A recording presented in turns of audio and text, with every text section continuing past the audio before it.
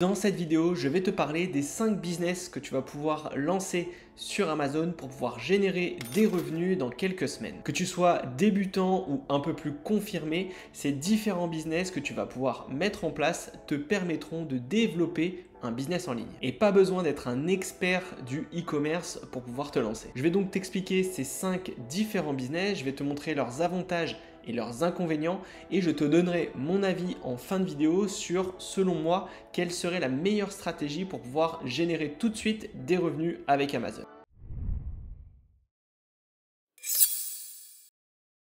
Avant de démarrer, si tu veux plus d'informations sur chacun des business dont je vais te parler dans cette vidéo, eh bien tu as juste en dessous de la vidéo un lien qui va t'amener vers des contenus gratuits, que ce soit des masterclass ou des guides gratuits pour qu'ils t'expliquent concrètement comment tout ça fonctionne un peu plus en détail. Donc si tu veux t'informer sur chacun de ces business, tu peux télécharger tout ça dans le lien juste en dessous de la vidéo. Allez, on démarre avec le premier business que j'adore et dont je parle beaucoup bien sûr sur ma chaîne YouTube, c'est le Private Label. Alors le Private Label, c'est un business qui est super intéressant à mettre en place et qui est assez rentable. Donc le Private Label, c'est le fait de créer une marque et de vendre des produits sur Amazon sous notre propre marque. Le principe est simple, on va essayer d'identifier une niche de marché sur une marketplace, aux US, en France, en Allemagne ou encore en Italie. On va développer un produit dans une niche de marché et surtout on va y accoler notre propre marque que l'on aura déposée au préalable. Une fois qu'on a trouvé ça, il faut bien sûr contacter un fournisseur qui va pouvoir développer ton offre et mettre ton logo sur le produit et le packaging. Et ensuite, tu fais livrer l'ensemble de ta commande directement dans les entrepôts Amazon. Pour pouvoir vendre ces produits, il faudra aussi créer un listing, donc un listing sous ta propre marque. D'accord? Et tu vas bien sûr y présenter les bénéfices de ton produit, tu vas indiquer le prix et toutes les informations pour que le client, quand il arrive sur ta fiche produit, puisse prendre sa décision d'achat. Donc ici, en fait, avec le Private Label, tout appartient, d'accord? Ça va être différent du business dont je vais te parler après, qui est l'achat-revente de produits de grandes marques. Ici, le listing nous appartient, la marque nous appartient et on va devoir faire de la publicité pour pouvoir bien lancer le produit sur la marketplace. Alors pourquoi je dis que ce business est plus intéressant que les autres? Tout simplement parce que tu vas pouvoir le revendre. En effet, quand tu vas lancer un business en private label, tu vas créer ce qu'on appelle un asset. Cet asset, c'est ta marque. Cet asset, c'est aussi les produits que tu vas développer et éventuellement les réseaux sociaux et une boutique en ligne si tu le souhaites que tu vas développer. Et bien tout ça, tu peux le mettre dans un gros package et si ton business et ton private label développe de la marge chaque mois, eh bien tu vas pouvoir revendre ça au bout de 1 an ou 2 ans et faire ce qu'on appelle une vraie culbute financière puisque tu vas vendre vraiment un package complet. Donc pour que tu visualises un petit peu mieux ça, je vais te montrer donc cette marque. Donc j'ai pris un produit tout simple évidemment, hein, c'est une corde à sauter, d'accord. Mais là en fait tu es en présence d'une marque en private label. Donc c'est une marque privée, d'accord? C'est pas une grande marque hyper connue que tu peux voir dans la grande distribution, c'est une petite marque qui est vendue exclusivement sur Amazon. Et ici tu vois qu'ils se sont positionnés sur le fitness. Donc ils ont développé une offre avec une corde à sauter et puis un petit sac, des éléments de rechange, etc., etc. Ils ont créé leur propre listing, d'accord? Ils ont déposé leur marque sur Amazon et ils revendent cette marque et les différents produits sur Amazon. Et quand tu as une marque déposée sur Amazon, eh bien, tu as bien sûr accès à tous les éléments marketing pour pouvoir promouvoir tes produits.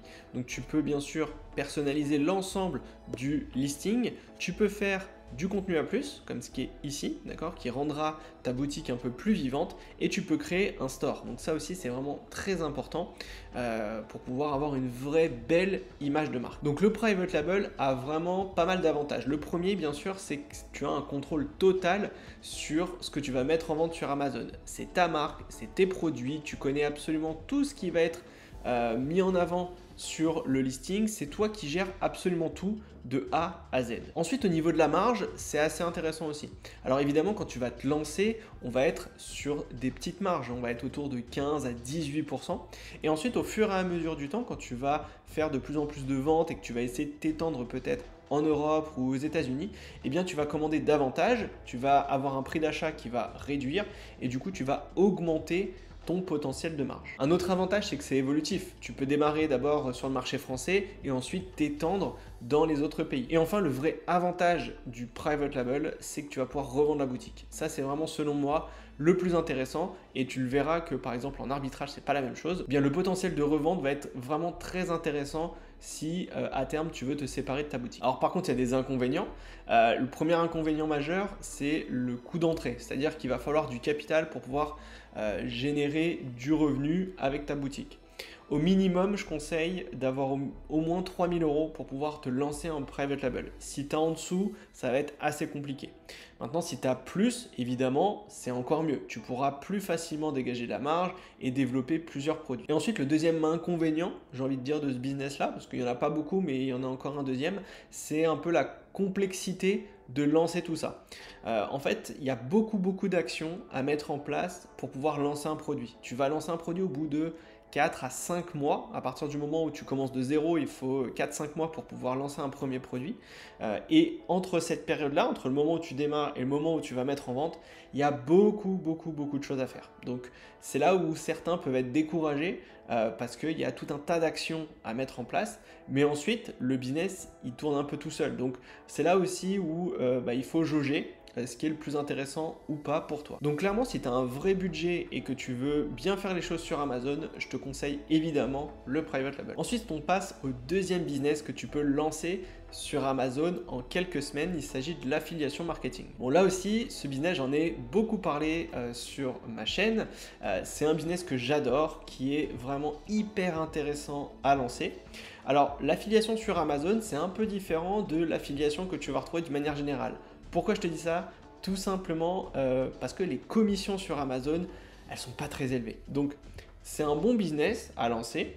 Mais moi, ce que je t'invite à faire, c'est peut-être au départ tester avec Amazon et ensuite essayer d'aller plus loin en essayant de promouvoir d'autres produits en dehors d'Amazon pour avoir plus de commissions. Alors, pour rappel, l'affiliation, c'est quoi? C'est tout simplement le fait de faire du contenu sur les réseaux, que ce soit sur TikTok, Instagram, YouTube, sur des articles de blog, bref. Tu vas faire du contenu, tu peux te montrer ou pas, et tu vas présenter des produits, d'accord? Et l'objectif, c'est que plus il y a de monde qui va aller sur ton contenu, eh bien, ils vont cliquer sur un lien, et ce lien, tu vas le télécharger depuis l'espace affiliation Amazon.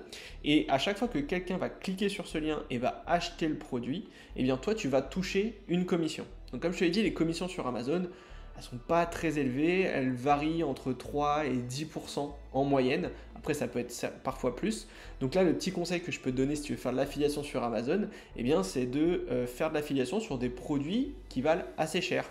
Donc dès que tu vas aller au-dessus de 100 €, eh bien, tu vas pouvoir toucher des commissions intéressantes. Donc c'est là où il faut trouver, pareil, une niche, faire du contenu et développer tout ça. Regarde, je vais donner encore un exemple, comme ça au moins tu comprends bien le truc. Ici, je suis allé sur un article de blog, donc sur TechRadar, que je connais pas forcément, mais c'est un site qui a fait un article de blog sur les caméras. Donc la caméra Sony ZV-E10, donc c'est la caméra avec laquelle je suis en train de tourner cette vidéo. Et en fait, ils vont faire un test. Donc ils sont spécialisés dans la tech, d'accord? Donc ils vont faire plein d'articles de blog sur différents appareils photo. Et ici, tu vois, ils font tout un tas de commentaires sur le produit, les pour, les contre, bref, ils mettent pas mal de choses, un résumé, bref. Tu vois, ils sont assez poussés dans le contenu qu'ils vont proposer, d'accord? Et quand tu regardes juste ici, les meilleures offres du jour, et tu as 3 liens qui sont, je pense, des liens d'affiliation. Tu as donc ce lien-là sur As Good As New, que je ne connais pas. Tu as bien sûr Amazon et tu as Darty. Donc en gros, pour toutes les personnes qui vont aller sur cet article, qui vont aller le lire et qui sont intéressées pour acheter du coup l'appareil photo, et qui veulent acheter sur Amazon par exemple, eh bien ils vont cliquer sur Amazon et comme par magie, ils vont arriver sur Amazon. Et là, normalement, c'est un lien d'affiliation. Et si jamais je décidais de passer commande de ce produit, eh bien, le blog, le TechRadar, toucherait une commission. D'accord? Donc là, on pourrait dire, comme je t'ai dit, entre 3 et 10%, ça dépend. Donc tu vois, sur des produits qui coûtent assez cher, les commissions peuvent être intéressantes. Donc dès que tu vas faire pas mal de commissions, eh bien tu peux créer un vrai business en affiliation. Donc là aussi, il y a des avantages et des inconvénients. Le premier avantage de l'affiliation, c'est que tu n'as pas de stock. C'est-à-dire que tu peux littéralement démarrer de zéro. Un site WordPress, ça coûte zéro. La création d'un compte Instagram, ça coûte zéro. Pareil pour TikTok, pareil pour YouTube. Tu peux démarrer avec 0 €. Bien sûr, derrière, il va falloir prendre quelques outils pour trouver les bons mots-clés, etc. Donc, avec moins de 500 €, tu peux démarrer en affiliation. Et tu peux tout de suite mettre en place des choses. Donc, ça, clairement, pour ceux qui n'ont pas de budget, l'affiliation Amazon et après plus largement en dehors d'Amazon, c'est un super business à lancer. Tu as juste à postuler sur Amazon Partenaire, avoir ton lien d'affiliation, ça prend 5 minutes et tu peux commencer. Donc là aussi, en termes d'accessibilité, c'est très intéressant. Et après, tu as une certaine flexibilité, c'est-à-dire que tu peux vraiment promouvoir des centaines de milliers de produits. Donc là aussi, il faut juste bien trouver une niche. Il y a des petites stratégies qui existent et ça, je le montre dans ma formation affiliation, pour trouver les bonnes niches, les tendances et surfer dessus. D'accord? Donc ça, c'est vraiment les gros avantages. Les inconvénients, c'est parfois les commissions faibles. Donc, comme je te l'ai dit, sur Amazon, les commissions ne sont pas très élevées. Mais là aussi, il existe des stratégies pour aller au-delà. Et en dehors d'Amazon, le business de l'affiliation, c'est génial. Parfois, sur certains logiciels ou autres, tu vas avoir des commissions qui tournent autour de 50%. Donc, ce qui est très intéressant. Donc, voilà, au début, les commissions ne sont pas très élevées, mais ensuite, ça a tendance à augmenter. Et le deuxième inconvénient, c'est le temps. C'est que ça demande du temps, en fait. Le référencement, que ce soit sur les réseaux sociaux ou sur Google, ça va te demander quelques semaines. Donc là aussi, il faut être patient, il faut continuer de faire du contenu, il ne faut jamais s'arrêter, il faut toujours proposer quelque chose. Et à partir du moment où tu commences à être référencé, c'est là où tu vas avoir du trafic sur tes liens et tu vas avoir des commissions. On passe au troisième business que je veux te proposer sur Amazon, c'est bien sûr l'arbitrage ou autrement appelé l'achat-revente sur Amazon. Donc ça aussi, c'est un business génial qu'il faut lancer sur Amazon vraiment parce que ça te permet de te lancer très rapidement. L'achat-revente, c'est tout simplement le fait de trouver des produits en promotion en magasin ou sur Internet et de les vendre au prix maximum sur Amazon. Donc ça, c'est vraiment une technique qui marche très très bien aux États-Unis et en Angleterre et qui commence à arriver en France.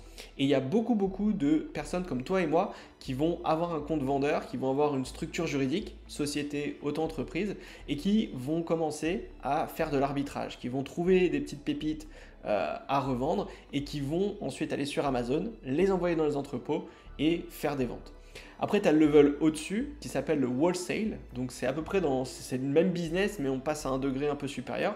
Où là, le wholesale, en fait, tu vas commander des produits directement à des grossistes qui ont des bons prix et tu vas pouvoir les revendre aussi sur Amazon. D'accord? Donc, ce business d'achat-revente, pour moi, c'est peut-être le plus simple à lancer et celui qui te permettra de faire du chiffre d'affaires en quelques jours. J'ai des clients de ma formation qui se sont lancés il y a moins de 30 jours et qui font déjà du chiffre d'affaires comme Flore ou encore Jérôme, donc je te mets les captures d'écran juste ici, qui ont déjà réussi à faire des ventes. Donc c'est pas impossible de le faire et ça ne demande pas non plus énormément de temps pour se lancer. Donc là aussi il y a des avantages, c'est que la barrière à l'entrée elle est assez faible. Il suffit d'avoir une structure juridique, un compte Amazon ouvert et tu peux déjà commencer. Donc c'est très très facile à lancer et une fois que tu as trouvé des produits, tu les envoies à Amazon et en quelques jours tu peux les vendre. Donc là aussi, en termes d'accessibilité et de rapidité pour faire du chiffre d'affaires, très intéressant. Ensuite, tu peux vraiment te positionner sur tout un tas de produits.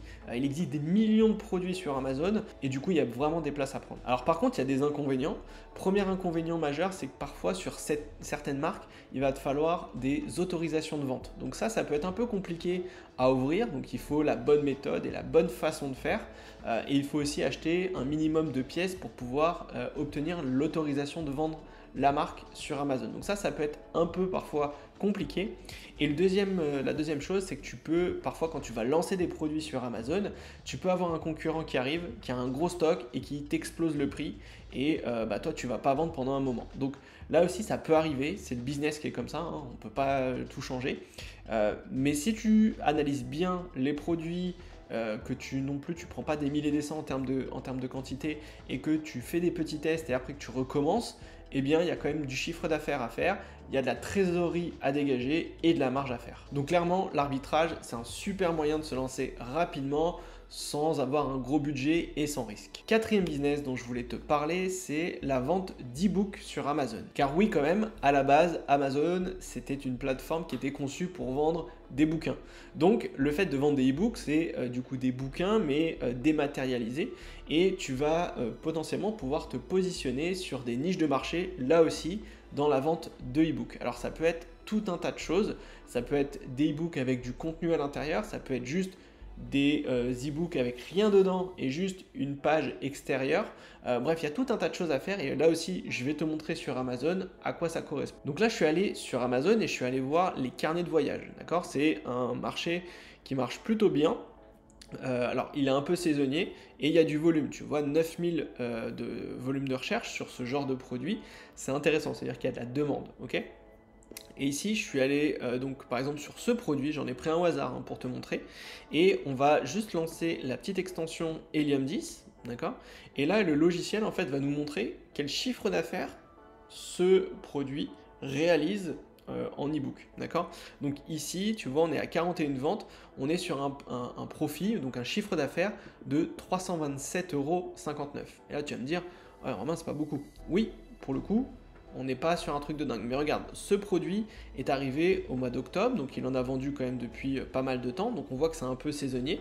Mais surtout, moi ce qui m'intéresse, c'est que ce type de produit, en termes de marge, on est quasiment sur du 80-85% de marge.